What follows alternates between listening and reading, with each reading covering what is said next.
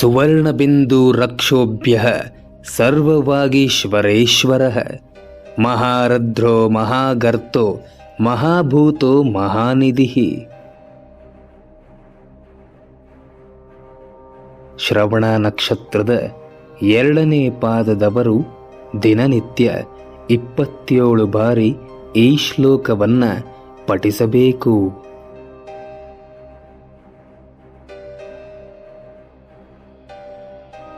ಇದರ ಅರ್ಥ, ಜಗತ್ತಿನ ಸರ್ವ ಸಾಹಿತ್ಯದಲ್ಲಿ ಶ್ರೇಷ್ಠವಾದ ದಿವ್ಯ ಅನುಭೂತಿಯನ್ನ ಹೇಳುವ ಮಹಾಭಾರತ ಹಾಗೂ ವೇದಗಳಿಂದ ವಾಚ್ಯನಾದ ರುದ್ರದೇವರು, ಪಾರ್ವತಿ, ಭಾರತಿ, ಸರಸ್ವತಿ, ಬ್ರಹ್ಮವಾಯು ಇವರೆಲ್ಲರ ಒಡೆಯ ಸರ್ವಶಬ್ದ ವಾಚ್ಯನಾದ ಪರಶಕ್ತಿಯಾದ ಪ್ರಳಯ ಕಾಲದಲ್ಲಿ ಪ್ರಳಯ ಸಮುದ್ರದಲ್ಲಿ ಪವಡಿಸಿರುವ ಅನಂತ ಶಯನನಾದ ನಮ್ಮ ಹೃದಯ ಗುಹೆಯಲ್ಲಿ ಶಾಶ್ವತವಾಗಿ ನೆಲೆಸಿರುವವನಾದ ಎಲ್ಲ ಕಾಲದಲ್ಲೂ ಶಾಶ್ವತವಾಗಿ ಇರುವವನಾದ ಜೀವನದ ನಿತ್ಯ ಸತ್ಯವನ್ನ ಅರಿವು ಮೂಡಿಸುವ ಮಹಾನಿಧಿಯಾದ ಆ ಭಗವಾನ್ ಮಹಾವಿಷ್ಣುವಿಗೆ ನಮಸ್ಕರಿಸುತ್ತಿದ್ದೇನೆ.